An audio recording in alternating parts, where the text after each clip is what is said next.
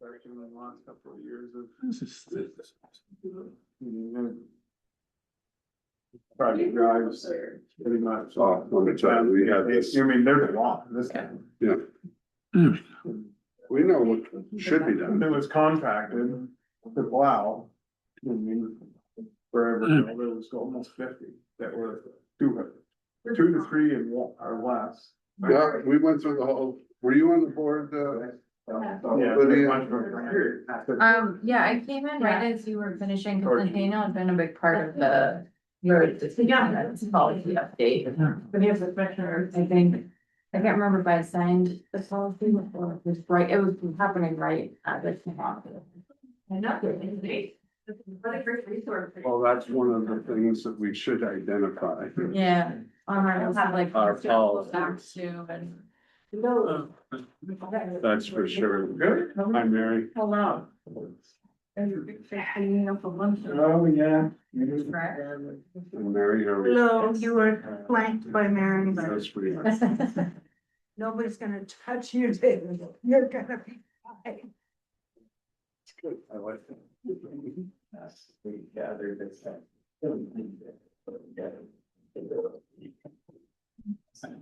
Yeah. Yes, the way.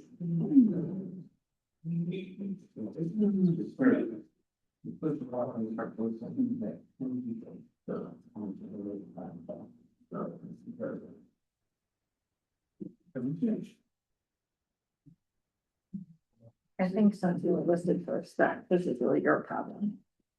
Guess what? I'm making it yours.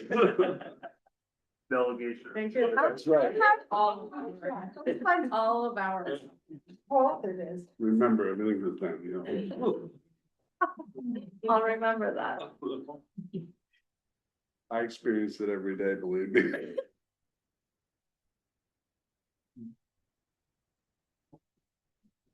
But we will have that really.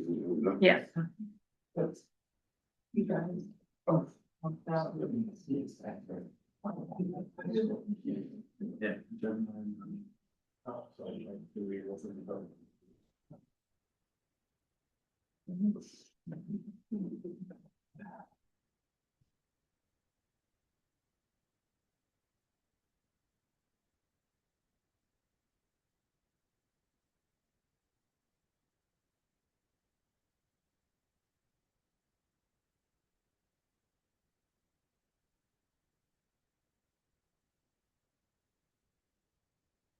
Peanut butter cookies today? Oh, man, they smell great.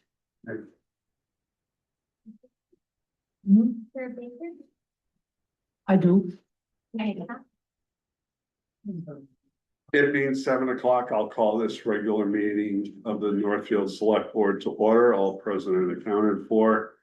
We are going to add on the agenda talk about the Northfield Bridge number 56. And the manager will give us an update.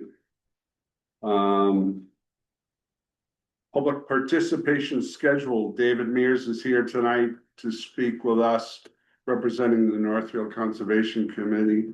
And he has a few other guests, so you're on. Thanks. Thank you. Yeah, David Mears, I'm the chair of the Conservation Commission, speaking on their behalf. And following me, I've got Jeremy Whalen, who's the chair of the Town Board Stewardship Committee, who will talk a little bit about how this fits into the town stewardship planning process. And then me, Bithammer, who's with the Vermont Land Trust, who will talk a little bit, kind of give more details of the proposal that we're making to the select board.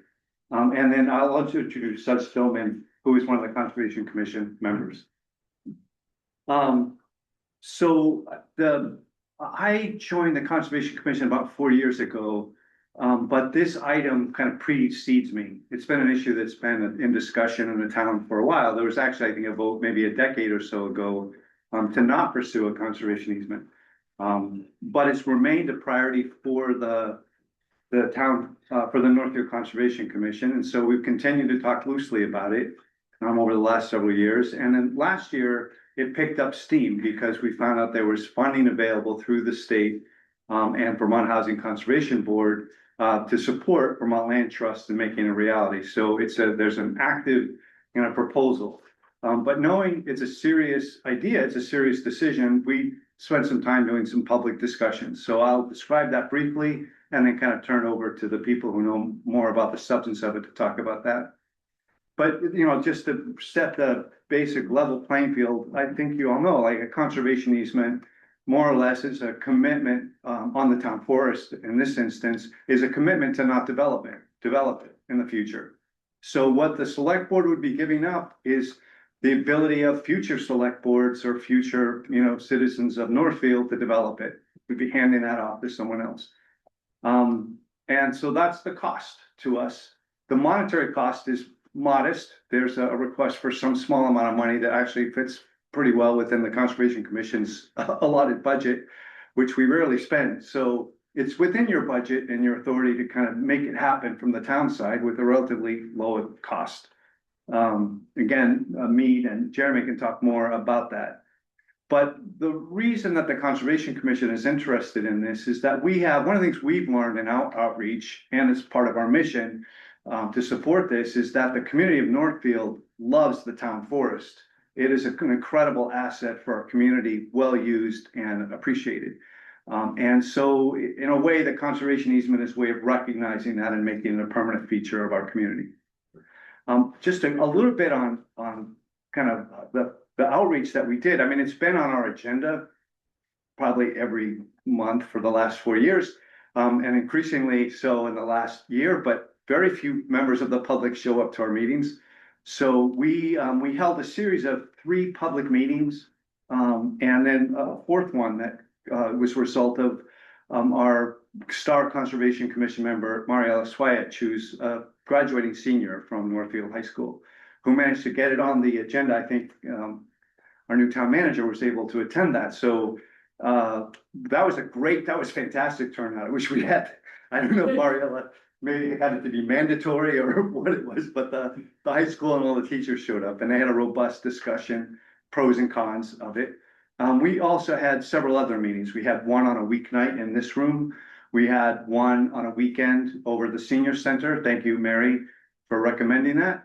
And then we had another one that was, I think, here, but it was part of the Town Forest Stewardship Committee's meeting. It was a hybrid meeting. I think Mr. Davis was able to attend that. So I think we've spoken probably to each one of you at various points about this idea and have a sense there's general support. So we wouldn't have brought this forward if we had a sense that you all weren't interested in hearing more about it. We had a presentation before the last election to the last select board, and you invited us to come back and make a more specific proposal. So that's what we're doing.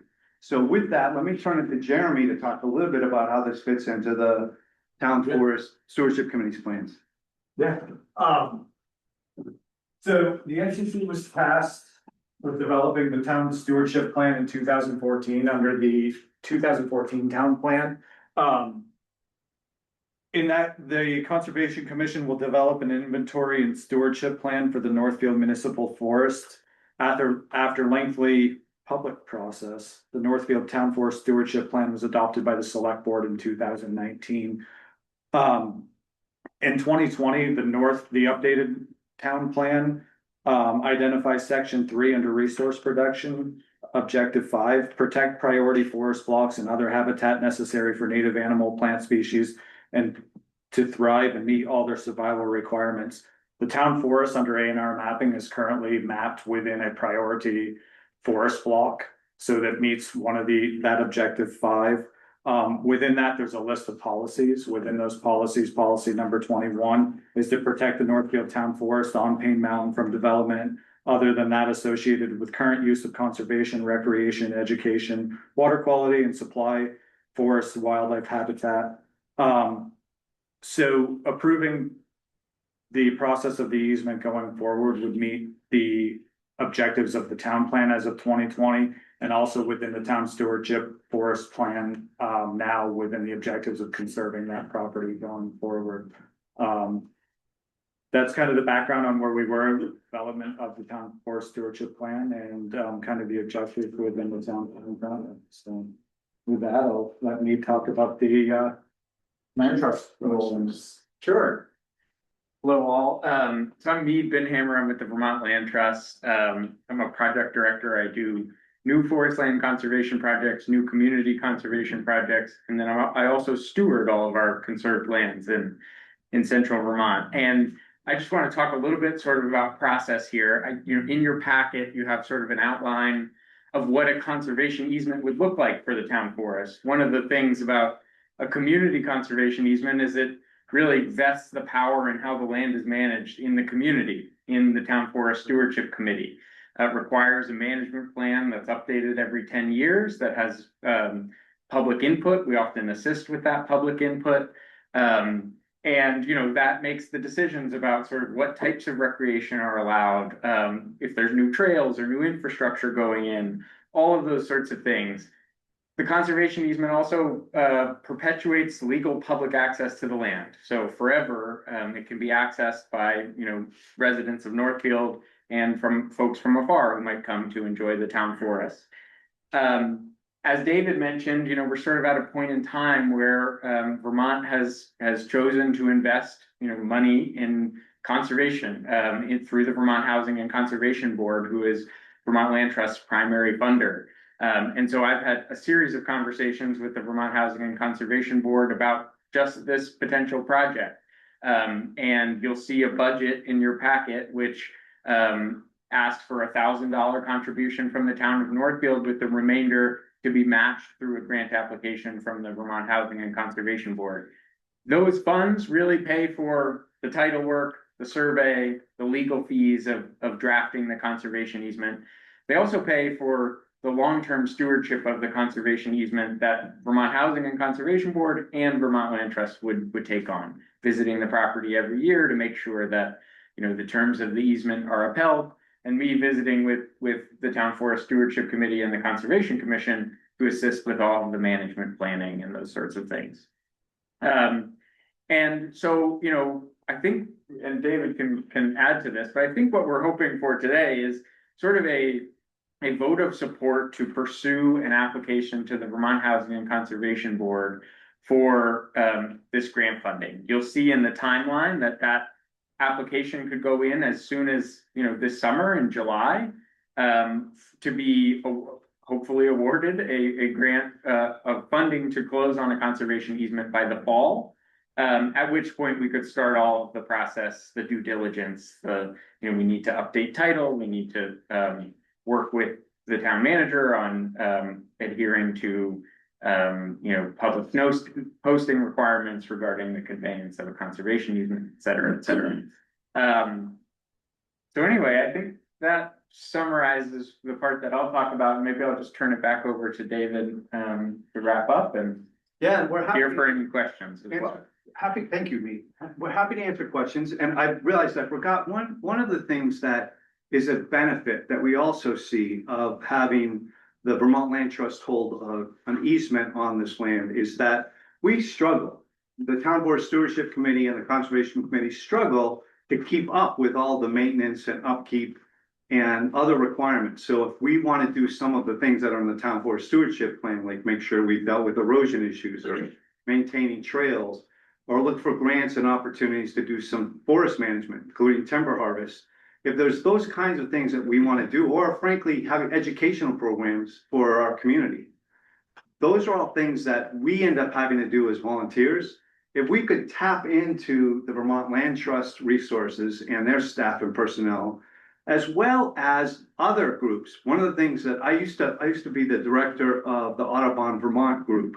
There's a number of other environmental groups that when they target where to spend their resources, their human resources, where to spend staff time to help out communities, they are very much drawn towards communities that have made a decision to permanently conserve land and where they have a partnership with a land manager, like a town conservation commission and the Vermont Land Trust. So there's some additional kind of non-monetary, non-legal benefits that are associated with having a conservation easement that we hope to tap into. But with that, happy to answer any questions that you might have. Go ahead, Ted. I believe we discussed this at the other one, but everybody says that this is a permanent thing, but it's kind of not, right? there could be a legislature at some point in the future that could step in and reverse all of this, and it would be open to be back open to, I mean- building. We can all sit here and say that, no, it could never happen, but I mean, As long. they're running out of land as fast as, I mean, they don't make it anymore. Sure, yeah, I mean, as long as there's land records, conservation easements, just like a warranty deed, as long as your warranty deed applies to a piece of property. The conservation easement is the same sort of legal document recorded in the land records. It is a right on the property, just like a right of way or a warranty deed of ownership, so. There are like, if land records were to go away and common ownership of land became a reality, that could be a possibility. I don't think that that's entirely realistic. But yeah, it is, otherwise it is a permanent legal document, yeah. Yeah. Lydia? Something might come to mind. Kind of organize my questions. First, hopefully easy one is, do you have a sense of how many people attended your public meetings and a general sense of what their attitudes were about this? Yeah, less than a dozen, honestly. It was light turnout for all of them, I Yeah. won't lie.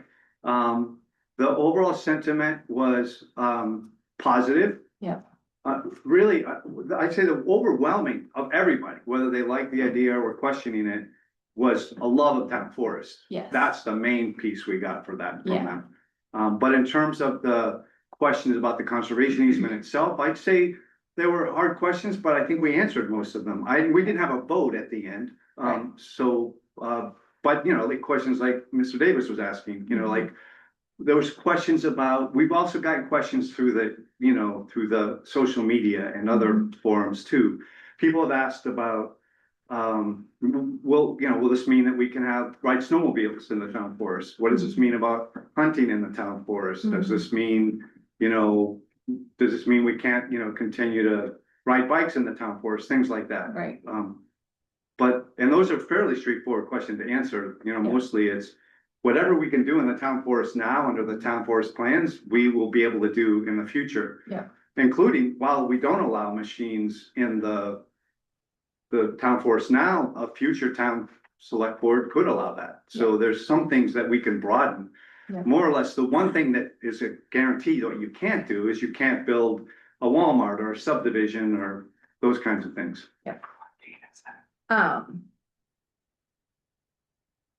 Yeah, that answered a couple of my others. I guess I'm just thinking about, I know, like you said, that the town forest is beloved in this community, that people care about it, and I think that how to get a representative sense, like, it feels like a big question that I would love to hear from more of the public, but obviously you tried, and it's really hard sometimes to get the engagement we want. And I don't know whether, the select board feels like this is a decision we want to make, or whether we want to throw it back to the community somehow, but Well, I was gonna ask you that exact question. yeah. Like, how much of a time frame is this? Like, I if mean, it was there's to go on funds a that are ballot available. somewhere. Yeah, I mean, there's funds that are available. It's not certain they'll be available forever, but we did just have a state budget that passed that, ensures there's funds for another fiscal year. So there is there is time. That said, I think, as David has mentioned, sort of like, we've tried to invite the community in, and we are happy to continue to do so, I think. Yeah. But If sort of we we need that. ramped it up so that we're actually like making posts from the town manager or the select board about moving forward with this, that may Sure. get people to actually pay attention, or may not, or just consider. Well, my question to you, Mead, was, do other communities that have done something similar to this have held a vote, a community vote? It's not done often, but there are occasions, and I will say through that piece of legislation, 24 VSA, the conveyance of real estate by a municipal entity, there has to be a public posting of that. And occasionally, very rarely, there is a community that will decide that, they'll get a petition signed and they'll have a vote on the conveyance. Mostly that's like a sale of real estate where that takes place. Yeah. It's uncommon for there to be a vote, but usually there's a series of public hearings to gather support. So If I there's think not support, typically, we only do voluntary conservation, so if there's not support, we kind of back away. If there is support, we continue to the select board or the governing body of the town. Well, my thoughts were, how do you engage the community more? To get real larger input. And it seems short of a vote, I mean, those public hearings and when we get real serious and when we're gonna do the transaction. Yeah. That's gonna be the opportunity. Yeah, and I will say too, that, in this approximate timeline, there are sort of benchmarks along the way where there will be consultation with the select board and the town manager and the opportunity to have further public comment. Yeah. At this stage, we would really be like applying for the funding to proceed towards that end. And there would be opportunities along the way to, sort of continue, and if public sentiment changed, we don't have any obligation to go forward, I should say. That might answer one of my other questions, which was, what are you looking for from us tonight? Are you looking for the go ahead and submit a grant application? Yeah, that's our proposal, is that the select board authorize us to work with the town manager to submit a grant application on behalf of the town to pursue the funding for the conservation easement. With that said, and I think you can have your cake and eat it too, in the sense of, I think you could authorize that to go forward and still have further public discussion, and which I'm all in favor of. I regret that we didn't turn out more, but we're a volunteer conservation commission. We did the outreach we could do. If the town were willing to kind of indicate it's headed that direction, it might generate, as Dave said, more And interest. people often don't act until Yeah. they feel like, oh no, something like the urgency level raises. Yeah. And so it's Unfortunately, definitely not on you all. And can I just add to, with the public scrutiny piece of it, the town plan went under a ton of public scrutiny. Yeah. The town forest stewardship, so there has been opportunity to input, these recommendations are in those documents already. So we did our due diligence. Ken advertised most of our meetings for us, whether they were with our town forest stewardship committee Yeah. or if they were just the ad hocs that we did here, Ken put them out. Yeah. We just didn't get the turnout, but these documents have been out, they have gone through public review, so. Yeah. I would feel that if there was pushback from that originally, that those statements would have already been in our town plan or our town forest stewardship plan, Yeah. so.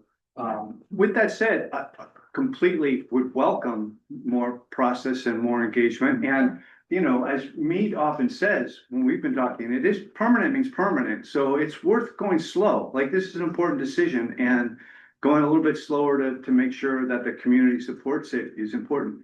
Well, from my perspective, the timeline was very helpful for me Sure. in seeing all the opportunity for engagement and further discussion. It wasn't like a one decision tonight and it's over. Absolutely. So Right. that's a positive. Yeah, and it's great to know that we can apply for the grant. I mean, we shouldn't do that if we were a hard no or something. Exactly. But it is okay to do that and continue to have dialogue. That's great. One of my other questions was, we haven't talked about the maps that were in here. This looks to me like it's the section of the field where the water tank is, and I'm just wondering who and why, like, why the line is drawn where it is, and It's a draft, If and you'll it's- see sort of the second bullet is to finalize the configuration before submitting a grant application. And that is a draft configuration that excludes the lower part of Cheney Field. Yeah. Recognizing that the water infrastructure, the road maintenance, et cetera, is not gonna be compatible with the conservation easement. Yeah. May require other easements to be granted on that portion of land, et cetera. So, that's just a, draft depiction through Yeah. sort of our consultation. If there's a need to change that, I think, Yeah. we'd certainly be open to it. I just wanna make sure Jim Russo any other relevant folks get a chance to weigh in on it.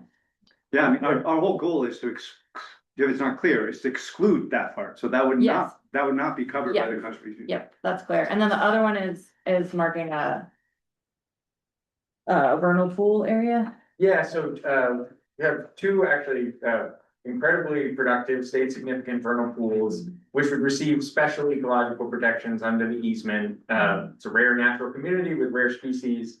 And really the only restriction would be that at the time of timber harvest, Yeah. timber harvest could take place, but no less than 30% of the canopy be removed to promote shade for amphibians. That's, it's also, it matches sort of the AMP recommendations, from the state, so. ANP meeting the forest Exactly. management practice requirements. Thanks. Great, thank you. John, Well, I have a couple. This, agreement does not include the town forest that we own in Berlin. Correct. Okay. I'm for it, but there's a ad that's continuously running in the Washington World, which says, if you're dealing with a Vermont Land Trust, count all your fingers. And I don't know who putting that in, but it gives me a little pause.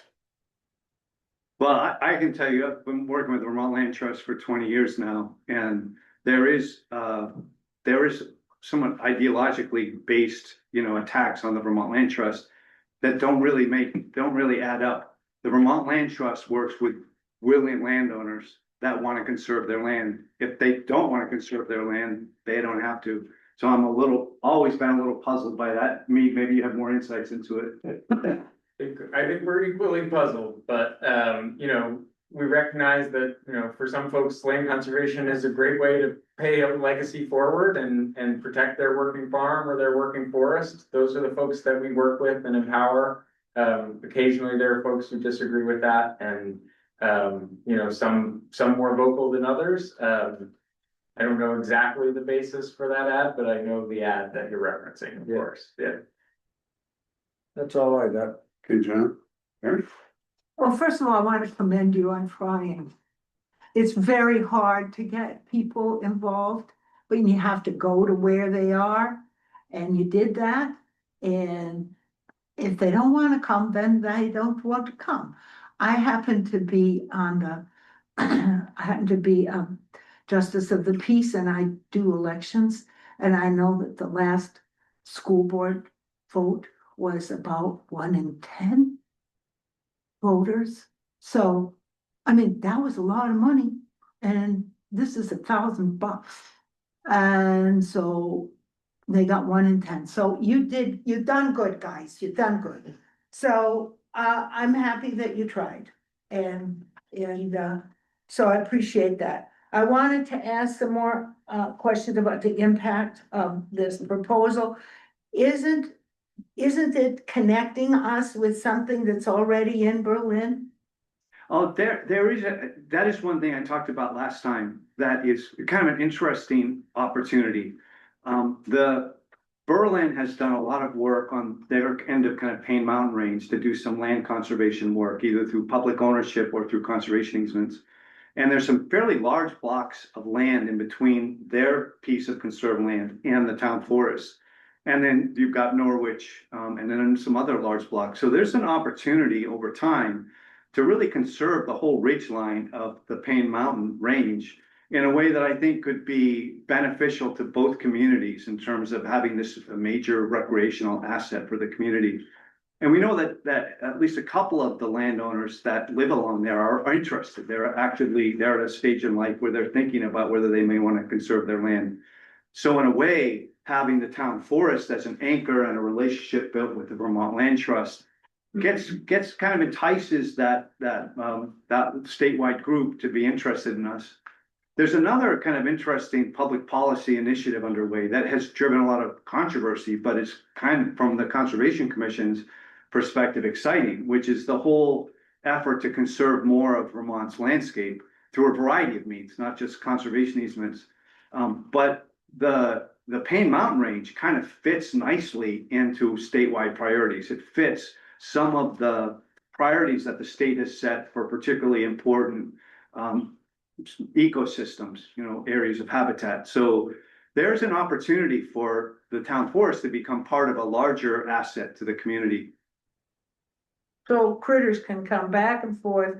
It encourages, it becomes a wildlife corridor all along that ridge. Including human wildlife who want to hike it or Yeah, bike it, yeah. It doesn't become it, it already is, but it's protected. It protects it. Protects it for the long as term. as a corridor. Yeah, that And seems just to to me. add, through this process of sort of considering having these conversations with the Northfield Conservation Commission, we've also had the opportunity to join with the Berlin Conservation Commission and network a little bit, to sort of, talk about this shared, resource. And so, some of those conversations have already happened and hopefully, would continue into the future, thinking about the shared resource of the Payne Mountain to Irish Hill Ridge line, so.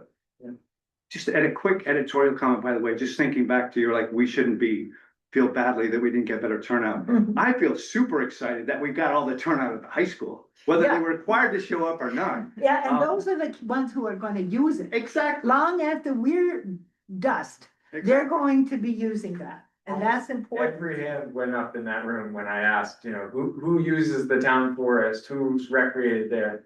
I would say 90% of the hands went up. Some We've got some hunters. mandatory school hikes. Yeah. Hunters, hikers, sunset watchers, they all had their thing, so it was great to see. Thank you. Well, I thank you for this presentation and the timeline that you've given us. I'm gonna be a stick in the mud, and procedurally, unfortunately, we didn't do it under action tonight. I didn't know that that's what we were going to be wanting. So we will put it on the next agenda as an action item to approve the $1,000. Do we need to do that now, to approve the 1,000? You don't need to approve the expenditure, I think that can come at a later date, when we're close to closing. It's way Oh, down on the list. Oh, I misunderstood what. It looks like Dave said. But it is We an need action. to authorize them to make Right, which we do haven't, the stuff, well, maybe I misspoke and said the dollar amount, yeah, Right. but we didn't warn any action. no, we tonight. can't do it. I know, but I think the question is whether it's in the manager's purview. Ah, to that's the do follow-up grant question. applications, which typically it is. If we don't feel like it is, we can definitely put it on a future agenda, Well, but Thanks for that like, clarification. sometimes we approve grant applications if there's a match required. Yeah, But And there's the not, dollar amount is. there's not a grant match. This would be the $1,000. The 1,000 is the match. Would be some form of Yeah. match, yeah. But are we committing to that $1,000 when we say go ahead with the grant application? So the other thing too, and I think David was, That we should- were gonna talk this too, is in the town budget that the NCC has a line item for $1,000 to $1,200 annually that we don't spend. And I believe, with David being chair, I don't wanna speak for you that, that line item will be available for this. If I could make a recommendation, given the questions about making sure we have good public and robust engagement, and given that it's not 100% clear, my recommendation would be to put it on for an action item for a vote at your next Yeah. meeting. And then if you approve it, we will work with the town manager to pursue it. I think that's the best. Yeah. So we'll have it on the agenda at our next meeting. What's the due date for the application? First week of July. Yeah, so- So, So you'll be maybe working on I it would be anyway? working, yeah, I mean, I already have much of it written, sort I of, looked at that too. yeah. I looked at the date and I said, Our we next got meeting plenty is of June time. 23rd. Yeah. So we should be fine, Okay. yeah, and like I said, I've already had numerous meetings with the Vermont Housing and Conservation Board who know that, hopefully an application will be coming. Yeah. And so they're forewarned and they know the property and it's, critical recreational and natural resource values, so, yeah. Okay. Thank you so much. So it'll be on the next agenda, guaranteed. Perfect. Thank you. Thank Thank you very much. Thank you. Thank you for all your work, No, it's impressive, what's up? yeah. Next item on the agenda, Desiree Matheson's here to speak to us about public nudity concerns. Hello, members of the board. I apologize, I'm not much of a public speaker. But as Lydia had pointed out, when something comes pressed to our attention, it is our duty to act on that intention. And my intention as a mother today is to come to you about the public nudity, because when I was in college, I took a class on psychology that discussed nudity specifically in the home, where they talked about where it is appropriate to be nude in the home. And if it is a norm in your home, your child will not be appalled or shocked or go to school the next day and say, oh my gosh, I saw mom or dad naked, because they're just used to that norm in their home. But if it is not your norm to be nude in your home, and then you get the hair across to be nude in your home one day, your child then is going to be like, oh my gosh, I saw mom or dad nude in the home. They're going to go to school and be like, you will not believe this. Same idea when it comes to the Vermont public. I've been here as a member of society since I was 17 years old. So all of my adulthood, I moved here at 17. I've been here for 16 years. So as of next year, I've spent half my life in Oregon and half my life in Vermont. In that time, I have never once experienced somebody being nude in the public. I am a boat owner. I am a homeowner on the riverbank. And I've never experienced this until recently as a mother of two children, two daughters specifically. And a gentleman came to the first covered bridge, my property abuts that. And he, instead of scaling back to the first covered bridge where he came from nude, he decided to put himself on display on the railroad trestle that abuts my property as a stage, very performative, in my opinion. Who in their right mind does that to a family that they very loudly heard speakers, dog barking, and the volume of just child play? It was appalling. And my intuition as a mother took over, which you birth this instinctual need to protect your child when you have a child. And I don't think people who don't have children, understand that need until you are in that position. Because before that, I am a very nude hippie, if you will, cloth diapering, free the nipple, breastfeeder. I don't care what you want to do in the privacy of your home. I don't care if you pee off your back deck. I don't care if you lay naked in your garden.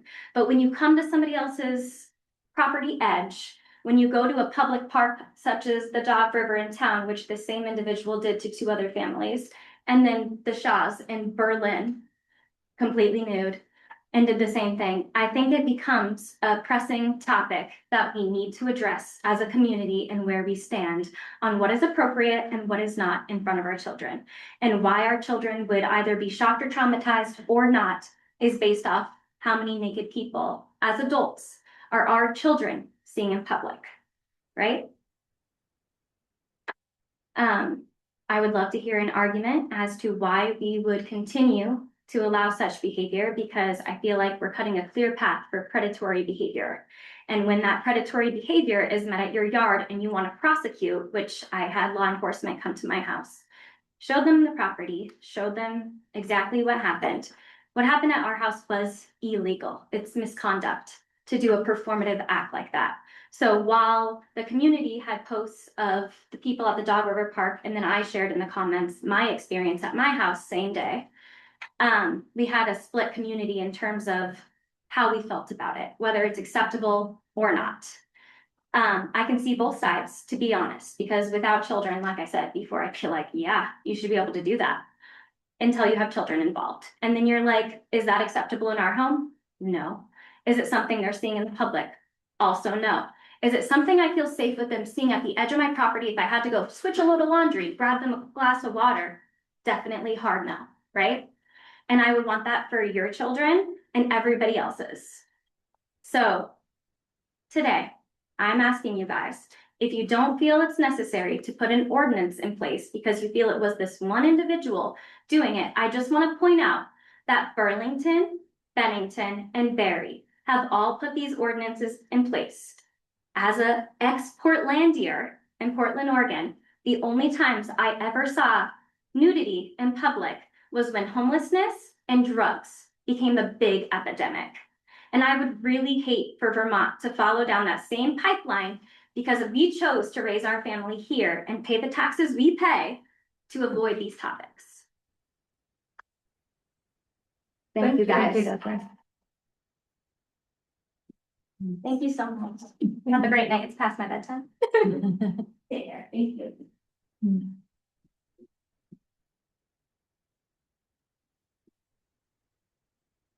Well, we can't take action on that either. Well.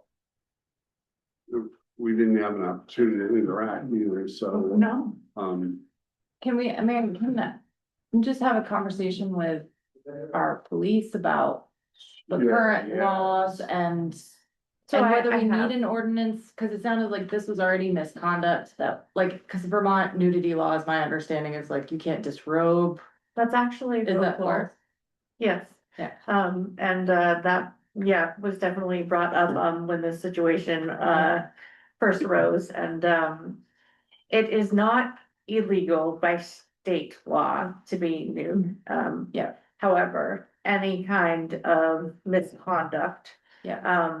could be, persecuted under, or prosecuted under, lewd and lascivious. Yeah, that's what I was wondering, cause I know they always have the Montpelier naked bike Yeah. ride, and Yes, that's like, you know, like a ridiculous whatever, like, yes. it's very different than. Yes, but when it comes to state law and if the person is just being nude and not carrying on in any lewd or lascivious way, then the police cannot do anything about it. Yeah. And so I think that that is where some of the frustration lies, and the state outlines that municipalities have the authority to make an ordinance against public nudity, and there are other communities like Desiree mentioned that have done that. Yeah. I guess my questions would be if we look into it, just to find out from law enforcement's perspective, whether it would be enforceable. And something that would be difficult for them to. So it would be, I did have that conversation with Chief Moulton today. It is like a citation, basically, that would be given and you would go to court for. Yeah. So. The question I would ask is, do they need it? My understanding is no, as long as, I mean, if somebody's doing lewd and lascivious acts. They got laws Then for they that. can, they have laws for that and they can be prosecuted. If somebody's just out skinny dipping at the river. Then they're not doing anything wrong. And there won't be any consequences for it. But if they Correct. do. Something else above that, then there's already laws in place. And one, they have to be caught. Yeah, there's that. So falls under what I would call a solution in search of a problem. Probably. I think I don't think an ordinance is gonna fix that problem.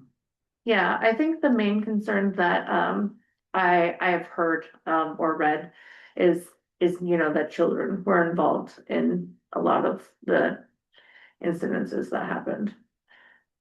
From my understanding, and I believe we had this discussion before.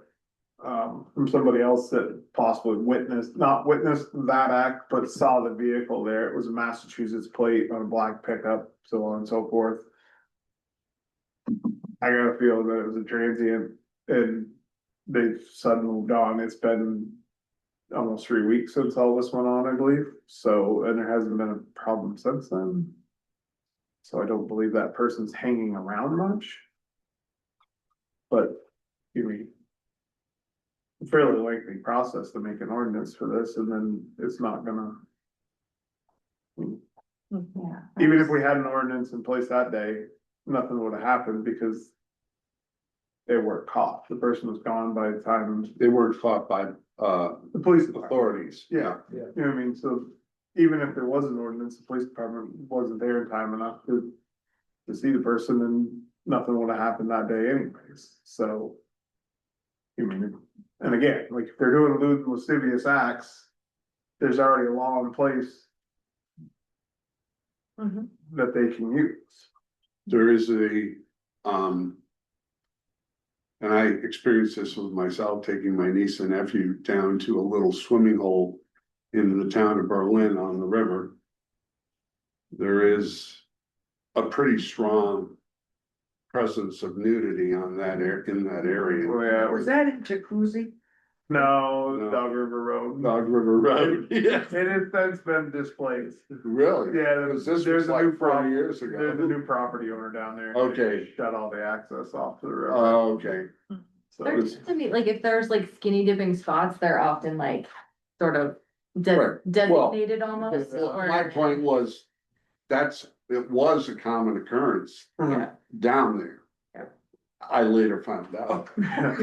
East Coast, Next time we're not going there. my niece goes, what did you take us? This particular case, I get, it sounds like it felt off, which is Terrible. definitely upsetting, and I Yeah. really understand, and it feels like when it's close to your home, you're like, even worse. it's And- really hard But to. unfortunately, I don't think, I mean, She brings up a good point also. that- more of the lack of, I mean, we don't have enough law enforcement in this town to begin with, and that problem's being worked through. I think what her concern is that we take it seriously in the community Right. to prevent it, I don't think anybody's gonna condone looting civic well, acts, I certainly am not. Mhm. you know, so. And I think I hope that's, she doesn't feel that that's the case by possibly not making an ordinance, but I don't. I think that the public, and I often understand why people want ordinances, but I think they don't always understand the limitations of what, like, that an ordinance doesn't like magically fix the problem or make it go Yeah. away. Yeah. And sometimes it has unintended consequences. We have or- speeding signs, we use speed limit signs all throughout the state, but they pick up speeders every day. and that's a perfect point, Lydia. Last summer we did, or the summer before, about the shooting of guns, Yes. and that really hasn't subsided that much. Yeah, and that was another one, like, I tend to not feel like, especially if we're dealing with a one-off incident, like, I don't feel like one thing happens, we should write an ordinance. That it needs to be like thought about for a little bit and make sure that it's The right little. a problem that we can't fix some other way. Or that is gonna be a recurrent problem. Well, We have a hard enough with animal control, with yeah, it's a constant problem, and we have ordinances, but we can't. We're limited, and so, yeah, it's the same as you, like, I don't want anything to seem like we don't care, cause Correct. definitely care. Yeah. And want to figure out. If this were to happen again, like, be able to do well, the something. lewd and lascivious conduct is unacceptable, and we already have, Yeah, There's there's already laws laws on- in place yeah, for that. so. And Well, not that Northfield's about to have a naked bike ride, but like, if something like that were to occur, like, I personally don't. If you know something like that's happening. Whatever. make your choice, Yeah. shut your shades and. Further discussion on this matter? Okay. Next item on the agenda, liquor license renewals for Norwich University on Maddie's Deli and Cafe. So moved. Moved and seconded. Any questions regarding the two? Oh, three, I'm sorry. Yeah, they- I left out South Village Mobile, TK Yeah. Ventures, sorry. Yeah. Any- That's a problem. Any issues or At concerns? some point, Mary, in the past, we'd always had, the police let us know if there are any like. Issues. Violations or, yeah. Yeah, and so going forward would be great, it's hard to answer these. So it's actually on there now, It says there the was violation. violations and nothing was listed, so. Okay, so I actually was impressed. impressed that That it's this okay. application is a lot more detailed than what we used to receive. Okay, Usually get a letter from the police chief at the beginning of the year, yeah. they probably do that night. All right, Mm, further discussion. Hearing none, all those in favor of approving the liquor license renewals for Norwich University, Sedec, also known as Sedexo, O'Maddy's Deli and Cafe, and South Village Mobile, known as TK Ventures Incorporated, say aye. Aye. Opposed? Abstaining, 500. So we have outside consumption permit for O'Maddy's Deli and Cafe. So moved. Second, Moved and seconded. Any discussion? This brings up for me again, we haven't developed, I mean, I think the only description here is that it's a 5 by 13 area. Directly in front of the building, so I'm assuming that's on the town sidewalk. Yeah.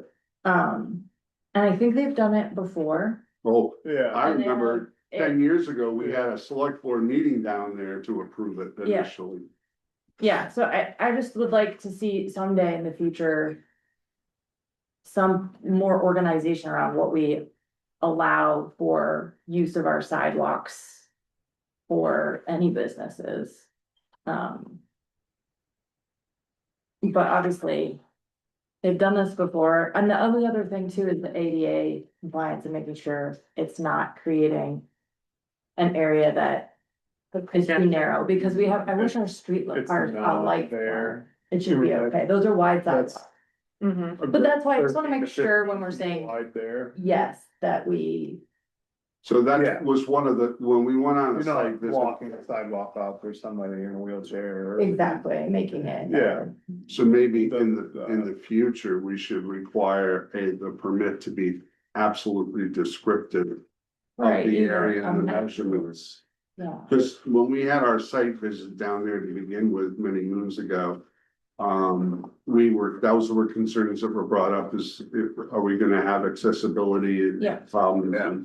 And those were addressed. and I'm not too worried about it, I think it's great for businesses to use the outside space, it's positive for our town, and I feel lively, and that there's things going on here, so I'm in no way against these things, I just wanna make sure. Let me add one more thing. It's my opinion that if we have people outdoors, we have less speeding. I haven't noticed that. Maybe in a limited area. Especially that area. Further discussion? So in the next half an hour, if you go down and stand in front of the savings bank, you're gonna. The There, derby will for be sure. started up. You don't even have to go down there. All No, have to you do probably is live We're here. right out here. Yeah. Further discussion, hearing none, all those in favor of approving O'Malley's outside consumption permit, say aye. Aye. Opposed, abstaining, 500.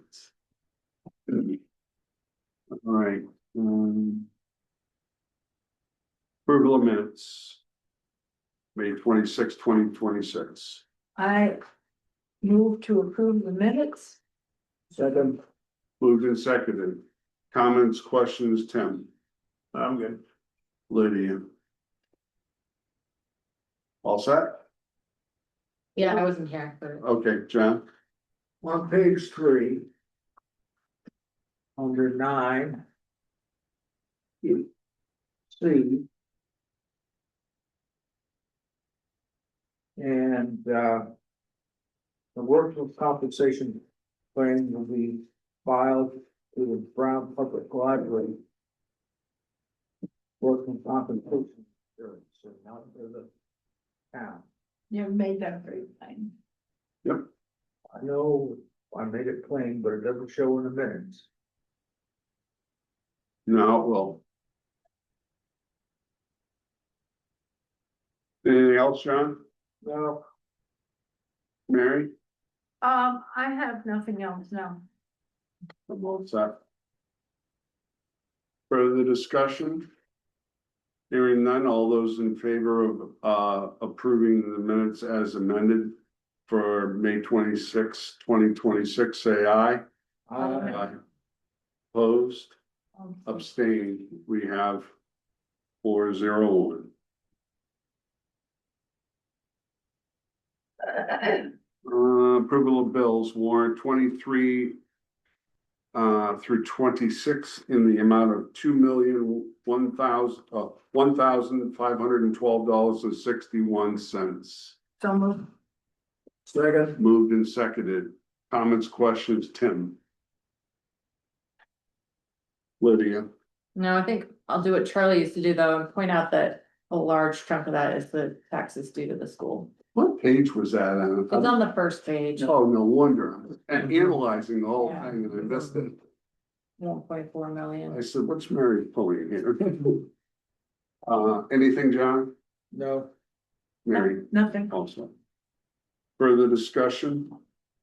Hearing none, all those in favor of approving warrant 23 through 26 in the amount of $2,001,512.61, say aye. Aye. Aye.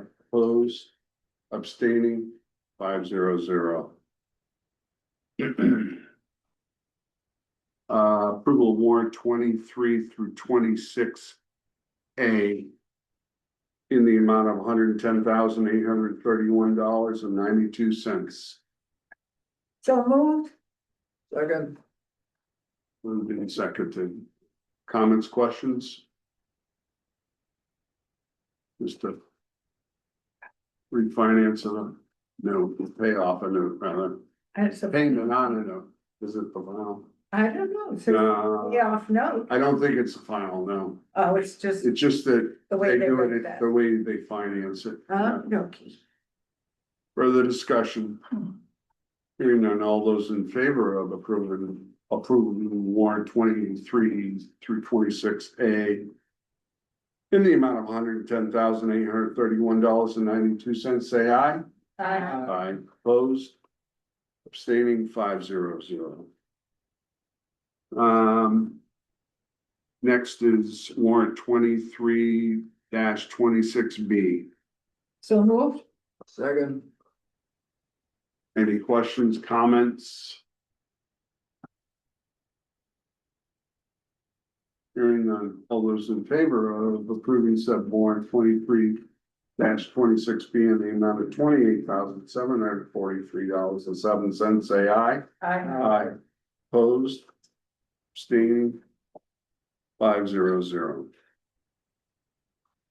Receipt of biweekly payroll through May 24th, 2026 in the amount of $85,947.01. So moved. Second. Moved and seconded. Comments, questions? Audience member made an observation that it's $20,000 below normal. I said, yeah, we cut everyone's pay. Joking. I know. Further discussion? Hearing none, all those in favor of receiving the biweekly payroll through May 24th, 2026 in the amount of $85,947.01, say aye. Aye. Aye. Opposed? Abstaining, 500. Under select board, appointment of clean water state revolving loan fund authorized representative, So moved. which is going to be our primary Mary Smith and secondary James Russo. Moved and seconded. Any discussion? I think Jim's already been appointed, it's just for Mary. Got it. That is correct. Very good. Mary's just replacing Steve. Further discussion? Hearing none. All those in favor of the appointment of manager as our authorized representative for the Clean Water State Revolving Loan Fund, say aye. Aye. Opposed? Abstaining, 500. Next item on the agenda is appointment of municipal planning grant authorized officials and grant administrator. Mary Smith is town manager. And myself as select board chair, it looks like. Yes. Motion, I have one correction. let's have a motion first. Oh, I move that we approve this. Second. Okay, now I want to correct it. Yes, ma'am. On the back, it says legislative body, and it's that other Mary Chernoff. Oh, gosh, she sneaks in there, yeah. That's not the cheerful Mary, that's the serious. That's cranky Mary. No, serious Mary, because we do have a serious one. Other lady. All right, duly noted. Further discussion? Hearing none, all those in favor of appointment of municipal planning grant authorized officials. Mary Smith, David Maxwell, say aye. Aye. Aye. Opposed, abstaining, 500. Approval of capital expense note. $90,986 at 4.59% interest. So moved. Second. Moved and seconded. Anybody have comments, questions? Standard situation happening. So refinance or? I know, it's what I'm trying to figure out. What is, I believe that it is for the tanker. Yeah. Yes. So the way they finance. They do short-term financing for this to obtain a good, the best rate Oh, yes. available. So a lot of it's short-term, so when the term comes up, they refinance it. Now, I'm not sure that this is the exact, Well, the interest rate is pretty nice. Assuming that's the balance of 4.59. what's left. well, that's what I was just thinking, 90,000. Yeah, that makes sense about. And so that's what normally it is. That is what it says, and that was in Lori's update this week is obtaining renewal financing for the fire department tanker one. Excellent. Further discussion? Hearing none. All those approving the capital expense note for the 2021 fire tanker of $90,986 at 4.59% interest, say aye. Aye. Aye. Opposed, abstaining, 500. Request to abate property tax late payment penalty and interest. Mary, I know this is new to the board. And everyone did get the note, right? In our packet, yeah, So it's my understanding that you all can approve these smaller abatements. And that they don't have to go in front of the Board of Abatements. so that. Done that before? or- That, no, it's No, new to you- me, because I actually rejected it. It was originally put on the agenda, and Mary and I looked at it, we said no. And then I didn't have this piece of paper, Okay. and then Kim called me the next day and she said, why did you take it off the agenda? And I said, because I wasn't familiar with our new policy, so it's a new policy. Okay. Do we have it, Tom? A threshold over which? Yeah, that's, I didn't ask her Define de that. minimis. That I'm not sure if I can ask I him. mean, maybe it's $100, I don't know. I mean, this is, less than $100. yes, less than $50, yes. Right, Yeah. so I'd look for a motion to approve the abatement as requested from the town clerk. So moved. Second. Moved and seconded. Further discussion? Just for anybody who cares, the amount is $48.78. Thank you, Lydia. And it sounds like it was a error. Mhm. Regarding closing. And if they were told, it doesn't tell who told them. I love the passive tense. Further discussion? Hearing none. All those in favor of approving this abatement as reflected in the town clerk, say aye. Aye. Opposed? Abstaining, 500.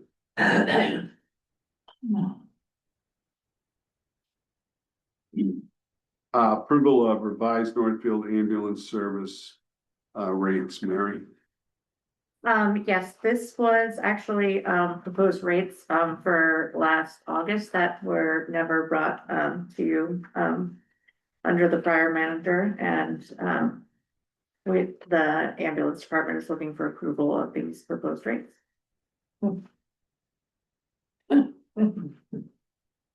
So we need a motion. So moved. I move that we accept these, approve these scheduled fee schedule. We approve this fee schedule for the ambulance service. Second. Moved and seconded. Comments, questions? I have a comment, is for, this is for proposals for a year that's already been and gone? It could start the new fiscal year, I think. July Yes. 1st. So these are the rates that are going into effect, July 1, they would go into effect.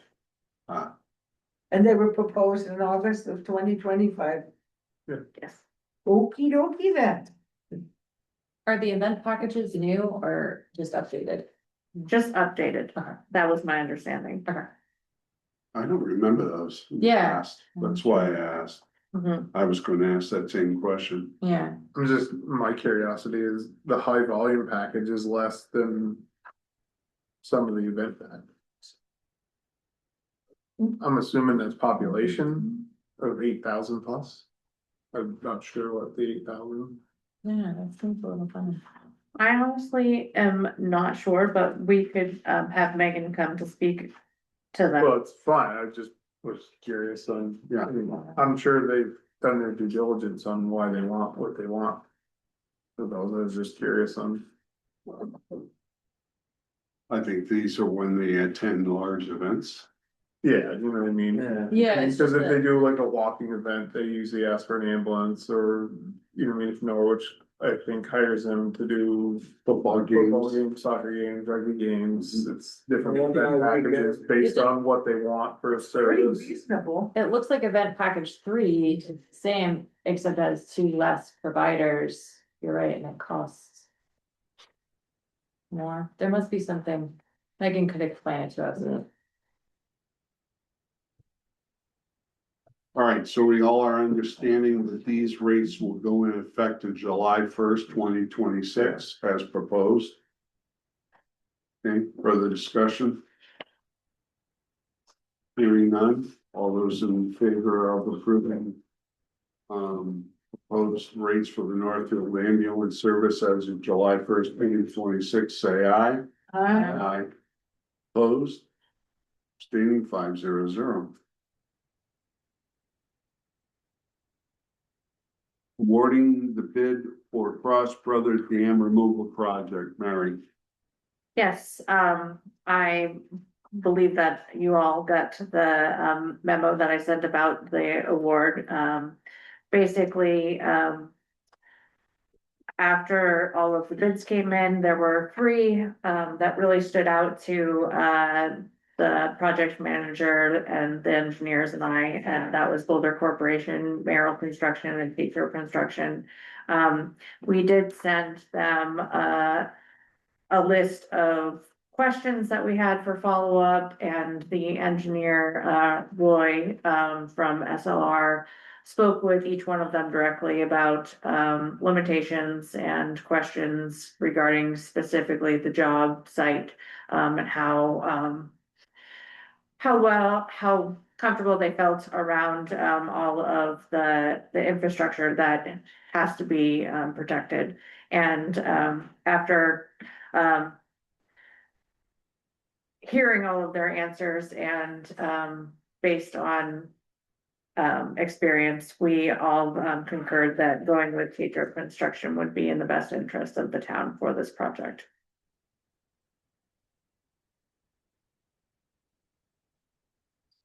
So we need a motion for approval of recommendation to award the contract to Tetro Construction. I so move. Second, Moved and seconded. Comments and questions, Tim? Not really, they're gonna be done by October, I assume. Yes, and that was Projected start date. soon. They were waiting on Yeah. obviously this final piece to really start moving forward. But we chose to go with them because of their experience removing dams. They have a lot of experience, and how much they've worked close to infrastructure, but also having another project, the bridge project, back to back, was another one of our concerns, is that we wanted to make sure that we were going with someone that knew what they were doing and gonna be out in time. Now, is that, the company out of Morrisville? Tetro, Jefferson. Or Jefferson? Yes. There Thank you go. you. I was like, that doesn't Full. sound right, yeah. Lamoille County. Yeah. Yeah, yeah, Yeah, yes, they're right but- in the roundabout. And they're good people. yeah. But they had the most experience. And especially because it's in the middle of our downtown, I really wanted to make sure that we had someone that knew what they were doing. Lydia, Have any questions? John, I don't have any. Mary, I'm satisfied. you're good, I am too, Just really excited, moving forward. getting it done. All right, It's a long time coming. Everybody that's been working on this project is Yeah. really, really excited to see it come to fruition, so, yeah. all those in favor of awarding the bid for the Cross Brother Dam Removal Project to Tetro Construction, say aye. I, Opposed? Abstaining 500.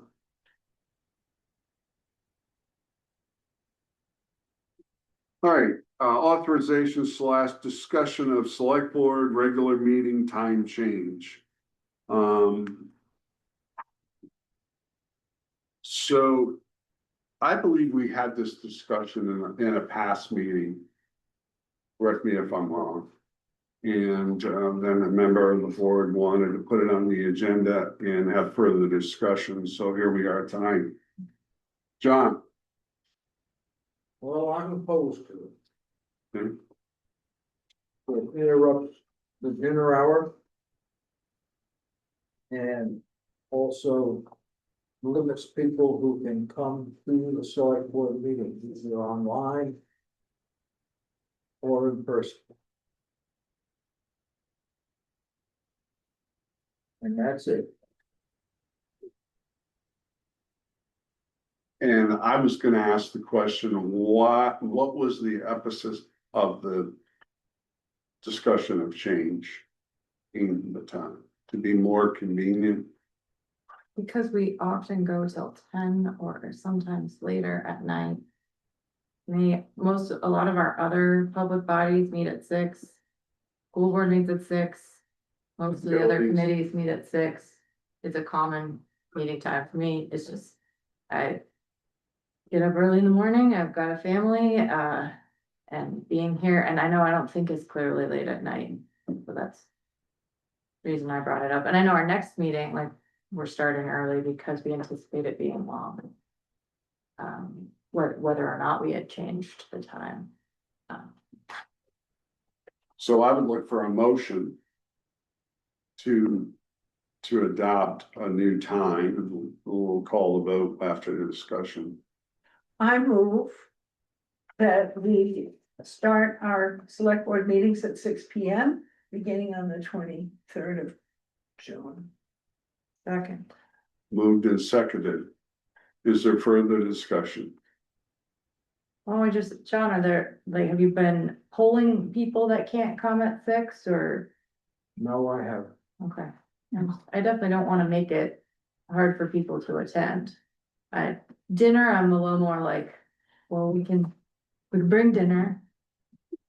Well, and everybody's habits are different. Some people Yeah. eat at 5 o'clock, some people eat at 8 o'clock. Yeah. Dinner is but if there's a lot of people that can't attend because it's at 6, then I would not wanna do that, but we know that we have sometimes we have lots of attendees, but often we have few, Yeah, and and we certainly, have recordings. and we can certainly change it. We can change it back, they can change it back if it's not working. This is one of those things where after we do it, if they don't like it, then they'll let us know. That's exactly, I think you're absolutely correct. that's true, yeah. Well, it may, like, if some people like show up because they are used to the old time, I could see it being like, I thought it was at 7. But I didn't come, that's it. Yeah, that's even happened when we have earlier meetings. Mm-hmm. Now, that's still happening at the high school where you try to drive, and I don't know how many years. Oh, yeah, the direction change. Yeah. Further discussion? Hearing none, all those in favor of the motion of changing our regular meeting time start to 6 P.M. starting on Tuesday, June 23rd, 2026, say aye. Aye. Opposed, Hey, abstaining, 401. 410. 410, thank you. Town managers report. Mary. I think it's time for the bridge. Oh, yeah. thank you very much. Thank you.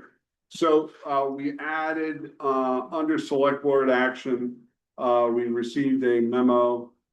And I'll ask Mary to, go over that with us regarding Town Bridge 56. Yes. Alright. Here's my town bridge 56. Is that one? I can, yes. So this is Town Bridge 56 that goes over Sunnybrook. It is, losing support and, there's a gap of 1 inch between the deck and the top of the steel beam. And it's no longer being supported, by the abutment. So, the state, is recommending that, we post it, for, within the next 30 days, post new emergency vehicle posting signs with the following limits: single axle 4 tons, tandem 9 tons, gross 13 tons. There are 2 other options, if you look at the back of this page, is that we could choose to close the bridge, or take, or not comply for another reason. But the recommendation is that we legally post it, so that it can still be used by residents. But it is something that we are going to have to fix also going forward, so this is, Yeah. yeah. I forget how much we had set aside for this project. We've been budgeting for it. Yes, and I'm not sure, cause this just barely came in, on yesterday, and, Lori and I were in the meeting all day with you, so. We haven't had much time to talk about it, And we probably need updated cost estimates, I'm guessing, on I'm sure, repairs. I bet it's gone. I'm sure. Is this the bridge that, the railroad says that we own and? No, No. This is different. It's the one in South Village, right by the slide. Where they're repairing The now. first one, Where they're repairing now. the first one past Lover's Lane. And they really Right. said to us, we should be dealing with it at the same time. yeah. So at minimum, we have to post it. Yeah, Yeah. Who's the contractor doing the work out there? I don't know, cause the state Yeah. is doing it, but I'm not sure. I didn't know if in the update, so I Probably. hadn't noticed the contractor name, but I hadn't been up there. I don't know. When is it, when the state goes and looks? So But- is this bridge used by a single property owner? One resident, yeah. One Yes. resident? Yep. So limiting the weight is not gonna adversely affect. Far as the, Emergencies. well, yeah, fuel deliveries and so forth. It will. Oh, yeah. Somebody's telling us who the contractor is. Yeah. Casellas, yeah. Thanks. Thank you. It's just a steel that's failing. From Yeah, pictures and whatnot. so Yeah. it Just needs steel underneath it. Yeah. It's also showing a gap between the decking and the. But that's steel failure, it's not a, the abutments aren't failing, it's steel failure. Correct. The I-beams are rotted out from underneath it. yeah, Yeah. Like, my memory serves me correct, there's just 2 I-beams under that bridge. I have a question. Is this one of those properties that we should be notified when it changes hands? Remember we talked about Well, we didn't adopt a policy. We discussed it as a potential. that? And Solution to these are when the property changes hands, both the current property owner and future property owner are notified that the road could be thrown up, but we never adopted that as a policy. can I? Can we put that in our deliberations? It's a long process to do that. Yeah, But that could certainly be on our list of goals. yeah, I think we've done it at least once when I was on the board, maybe twice. I'm just curious if there's just a steel related issue with what Casellas is there, If they could, if they thought that they could. Well, the roads, I mean, that side of the road's shut down.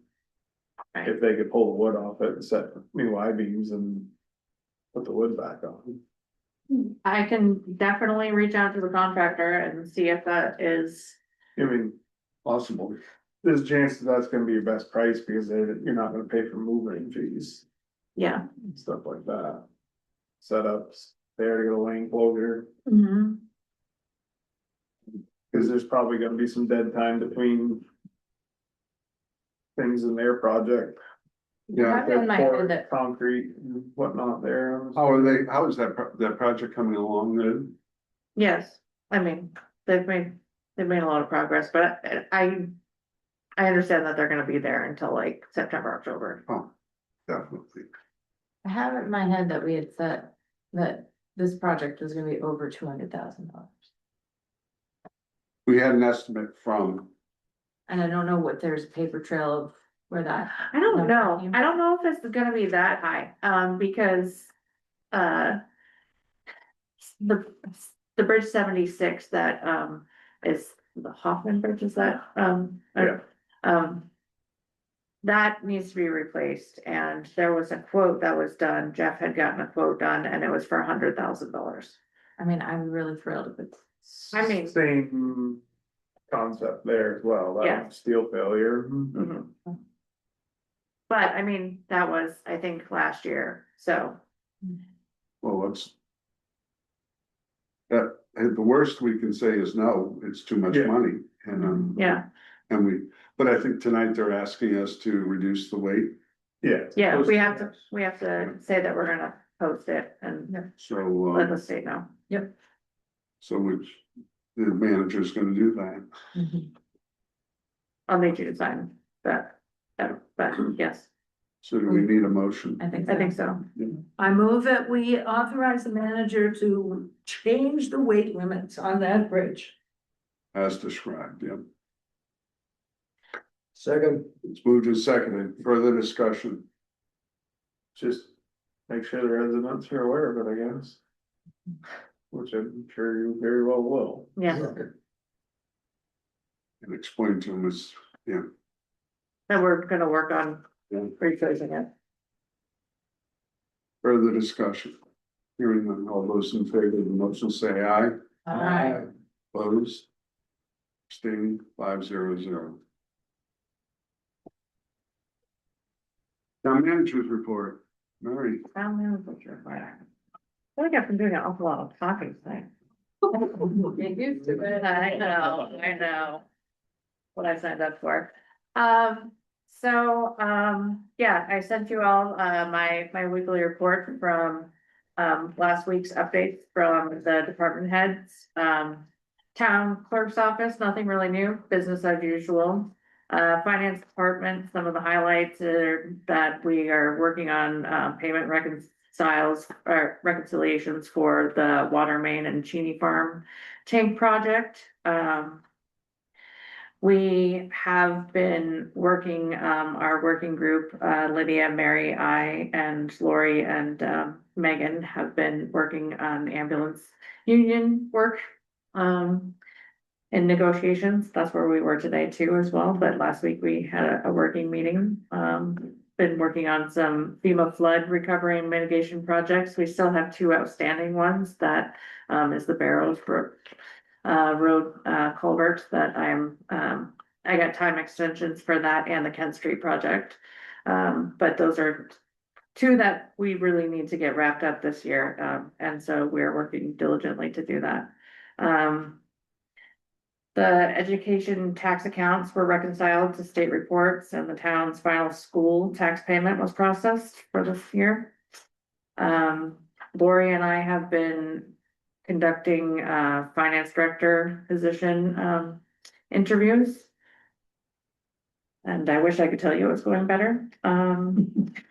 The utility department, the town smart meter initiative is still underway. They have received the water meters and, they're ready for installation and they are going to be doing testing. And that's, a whole project in itself, the testing and, they are excited about it, but it is definitely a lengthy process that they have to be trained up for.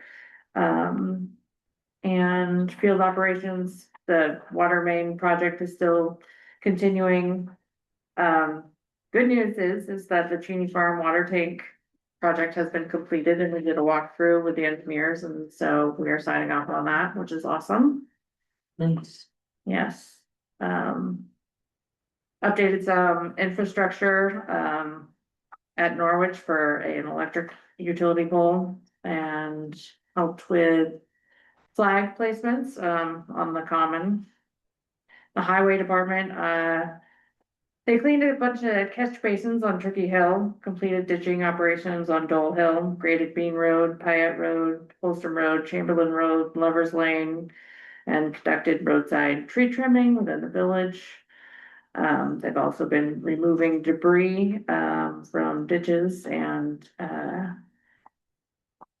removing vegetation as well. They did put chloride on Lovers Lane. We had a couple of people complain that it was very dusty, even though that it has rained a little. And we worked with East Coast Signals. They came out and serviced the traffic light and also are providing us with a quote outlining stuff that we need to keep that up and running. And so that we don't have to replace it, but they're working on getting us a quote so that we can just do parts and it'll still be in compliance. Fire department had 5 minor calls last week. Engine 1 underwent scheduled maintenance and service. Ambulance had 11 calls over the past 7 days. Staffing is still a challenge for Megan, and we continue to talk about that in our ambulance union negotiations and working group. Ambulance 3 is scheduled to enter service work beginning June 9th. And police department, we got confirmation that our police are coming on July 14th. So, and we have signed contracts, which is great. Thank you. Board members, comments, concerns, questions, Tim? Some of the debris is still left on Water Street from the water project. The parking lots have not been cleaned up from where they swept all the debris out into the private stuff, but. So we're having, Things are looking good. yeah, we have a meeting tomorrow that I'm going to address that and also some of the paving issues. Yeah. Like I said there earlier with you, when I commented with you there, I mean, there's the potholes that are literally on the edge of the road between, it's pretty much a shared pothole. Those things should be addressed. We're losing as much road as anybody else, Yeah. kind of all I got tonight. Lydia? A really tiny thing, but I noticed the banners that the community painted on the bridge. I think they usually zip tie them so they don't fall off, and at least one of them's falling off, and it maybe Okay, just needs a zip tie. I will get somebody on that. Is that it? John? Well, I see the stop signs. The pavement markings. Had started, Yes. and so. Hopefully they'll do the crosswalks soon. So, Some of the Been problems a numerous, they've done quite a few outside of Main Street area. They did down here today. Like Yeah, the large Union part Street, of Pearl yesterday. Street, Water Street, I think's been done. And the ones on Main Street actually have been lined out, ready to go. Yeah. Just need to paint them. yeah, It's really, Yes, I've it's looking walked nice. on them, they're very kind of slippery. they But I are think it's, slippery when they're fresh. Huh? They're slippery. I haven't walked on them when they're fresh. That's all right. you covered the traffic light and the finance director. That sign down at 12 and 12A isn't working anymore, Really? The speed sign, the speed sign. I thought it was back up and running. I saw. it's dead again. It's dead again? Not to be confused with the one close to town here, the one. No, yeah, well, no, I know. okay. Yeah. Which, Yeah. I asked Carl about that. He said it's a bad location for solar energy. So it works in the morning, then by the afternoon, it's going off. So he's really recommended you relocate elsewhere. Okay. Whatever. All I know is it's not working. Other than that, I haven't done anything. Mary, I have three things. First of all, they're not in any order of priority. First of all, I was just going to tell you that there is an outfit from, that is called Culvert Crawlers, which is not something I'm inclined to do, but they are, citizen scientists. And they are, happening in Springfield, and they're actually flood mitigating people. And they help the local town highway departments by telling about culverts. And anybody who wants to know more about that, I've got the details right here. It's a database managed out of Dartmouth, but the organizing is done in Springfield. Interesting. Yeah. That's So kind of what the Central Vermont Regional Planning Commission does also. Yeah, that's They do it as a state deal, and they go around every 4 years, I believe, and do culvert inventories, and it goes on that. Well, didn't we just have ours done? Yeah. I believe they did everybody's last year in Yeah. Central Vermont. But in addition, the culvert crawlers actually look at the condition of the, That's what they do. yeah. They're and supposed see to if go it's- out and they take pictures, and when they submit all of it, there's pictures in with all the culverts, so you can tell if the headers are bad or Yeah. the culverts are failing, and they rate them from good to poor and so on down the list. I know when the culvert failed in Dickinson Drive, one citizen actually gave me the link to that to look at it, so it's pretty detailed. Yeah. Then the second thing I wanted to tell you about is that, the Falls General Store is in crisis, and that was on Front Porch Forum, so I'm not saying a secret that everybody doesn't already know. But, there was an outpouring of citizen interest, and I was able to secure from, Preservation Trust of Vermont, the services of the coordinator for general stores. Preservation Trust of Vermont has a coordinator just for general stores. And that guy's name is Ben Doyle, and he is coming here on Thursday at 6 o'clock in the meeting room up above the general store, and you are invited. It's going to be at the suggestion of the accessibility, walkability, and pedestrian safety working group. There will be a virtual option so people can attend. And there are at least 2 or 3 people from out of town who've already expressed an interest in attending this and talking about what might happen in the future for the survival of that store. I can talk about that with anybody who wants to talk about that later. The third thing, is, also in the Falls, I had a nice conversation with Rebecca Dalton, who lives on Coxbrook Road. And Rebecca is one of the co-organizers for 350 Vermont, the whole statewide 350 Vermont organization. One of the volunteer co-organizers is a Northfield resident. So she kept talking to me about peak notification. So after hearing about this, We're talking about power. yes, electrical power. So when there is a need, when the electricity use peaks, there are other electrical producers that come online and they're pretty dirty.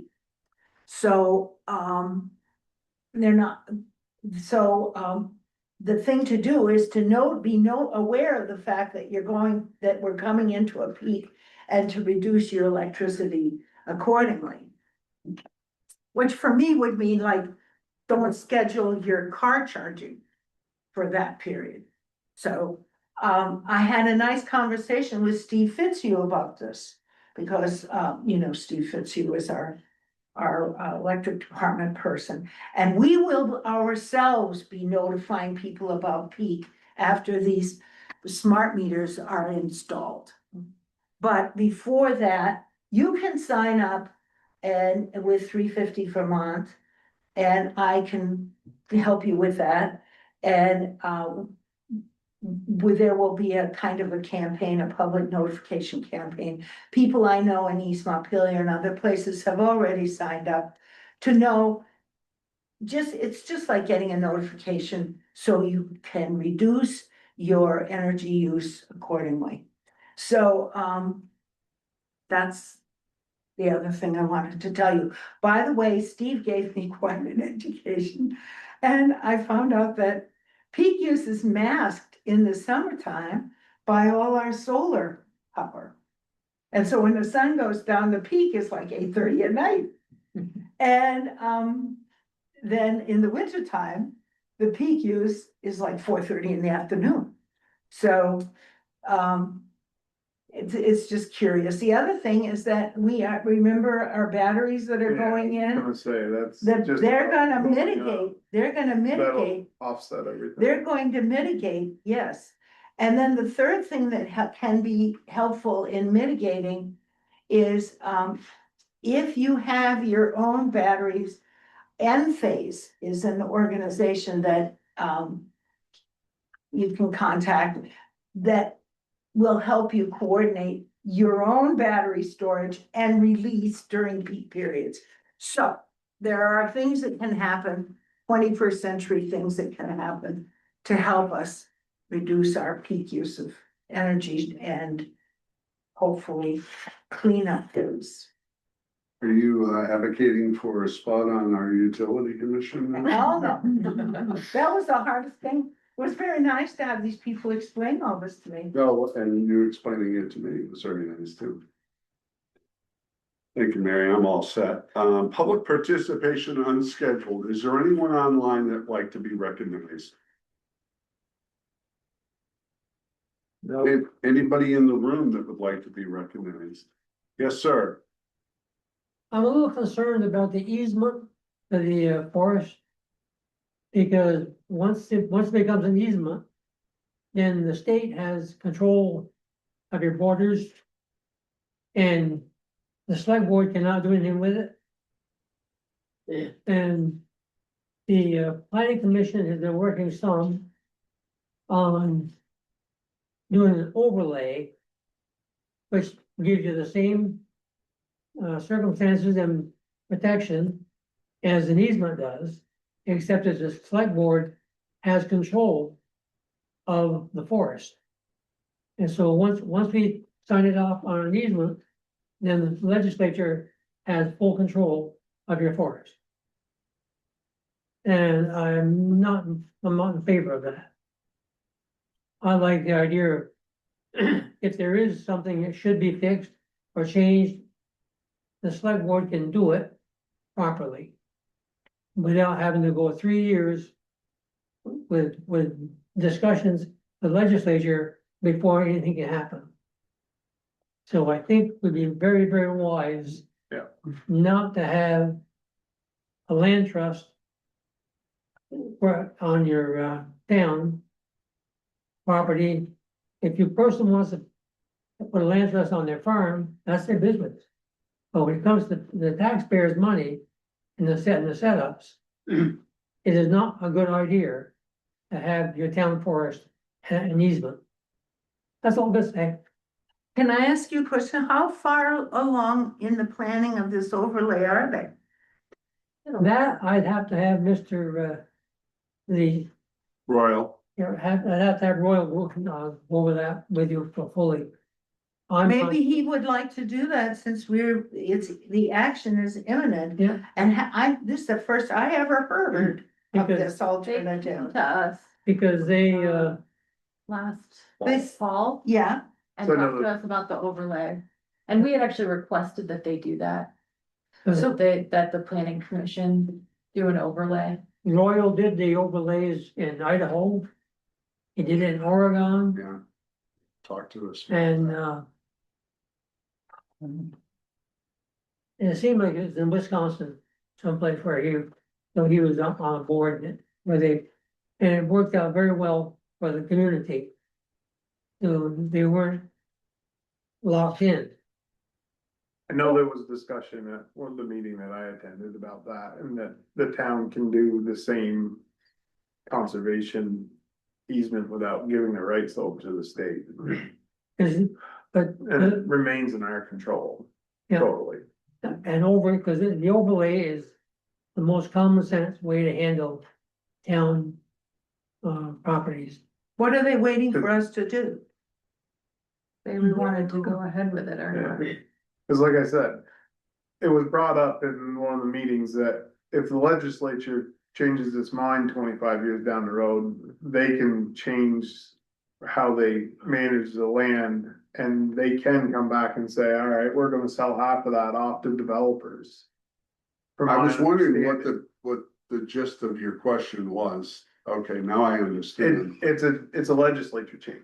The way it is right now is the way it is, but 25 years down the road, the legislature could change the rules that all falls under, and it can be removed and developed.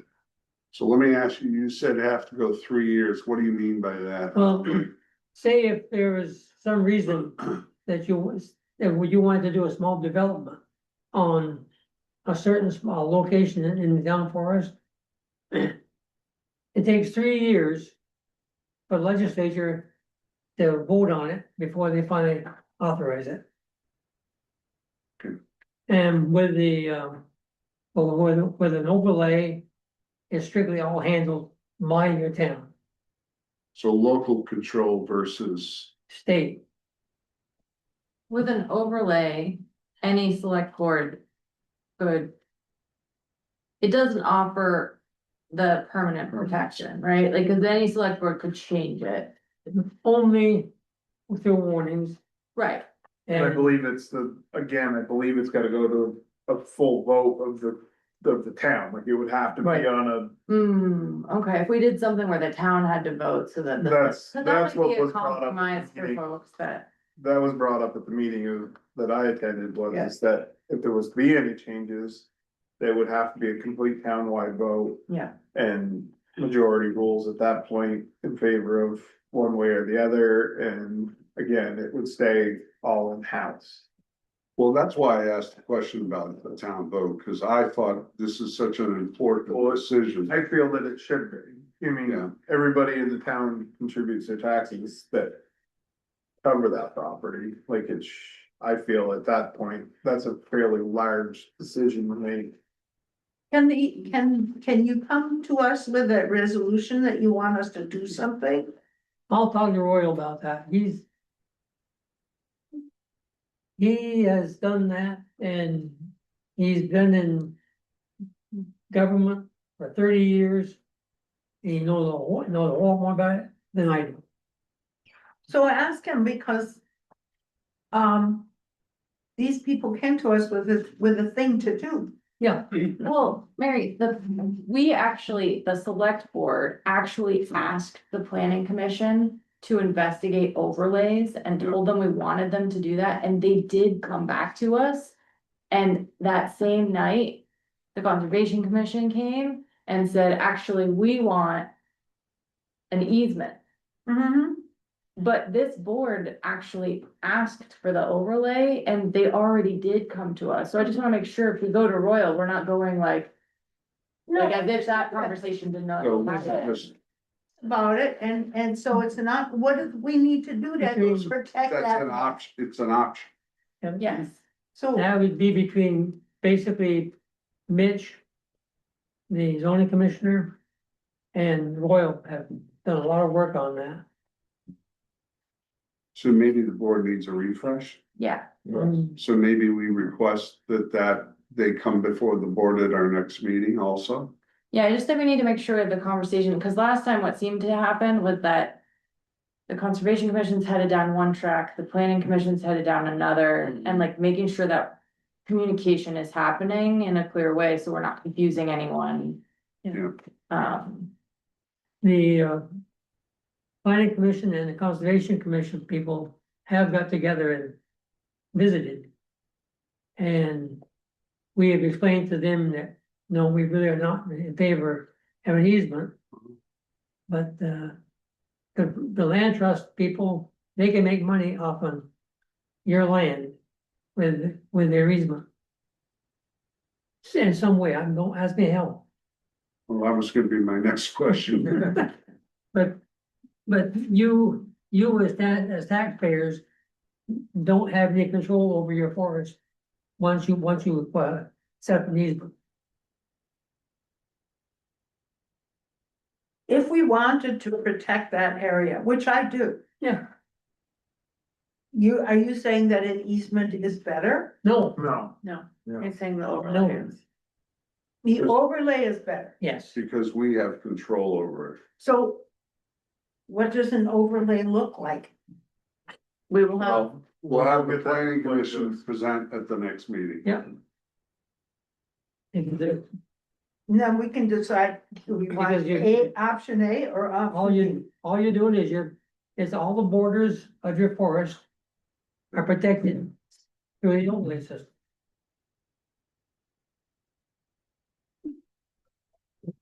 When you say that, Elrin, I got one more question about closing. What do you mean by that? What's that? You said closing the borders. No, you're not closing the borders. I said, with an overlay, all your borders of your forest are protected. They're not closing anything. It's just protected so that you can't go in and just put a house there or whatever. It has to come through. Yeah, It's pretty much conservation through the town level. yeah, and we had this discussion a long time ago also, when we were going through this planning commission. Yeah. Review. a Because then long- if you wanna change something, I mean, you could still have the forestry plan and you can do all that stuff and you can still have all the hiking and the biking and the recreational use. But it's all decided here. It won't have to get approval through the Vermont Land Trust. And legislature. Yes. Cause once it goes there, if they wanna put in a trail somewheres, if they wanna put in a new hiking trail, it has to be approved. My understanding is it has to be approved through Vermont Land Trust and then it has to be approved through the legislature. Yeah. To do any trail work. And it takes 3 years of legislation for them to vote on it, to authorize that. Well, we'll have the planning commission here at our next meeting if they're available. Anything else, Elrin? I'm a happy camper. Any more public participation? I would look for a motion to go into executive session after a 5-minute break for contract and legal with or without me. with the manager. I heard us so moved, I said that.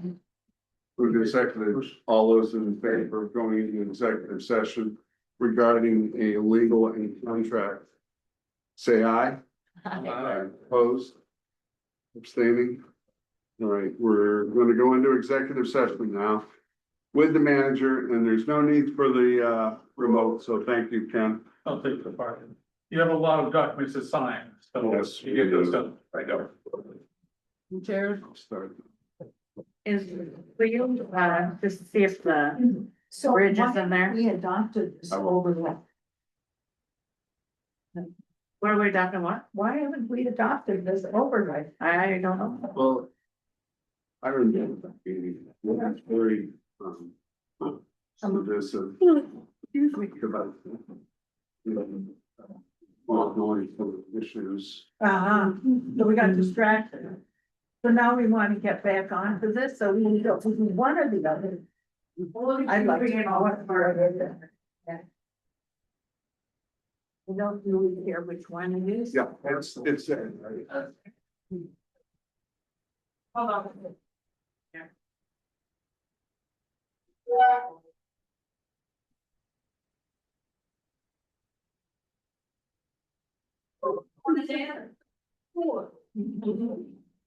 Do you want to sign your name and then I'll come back, send it back to me?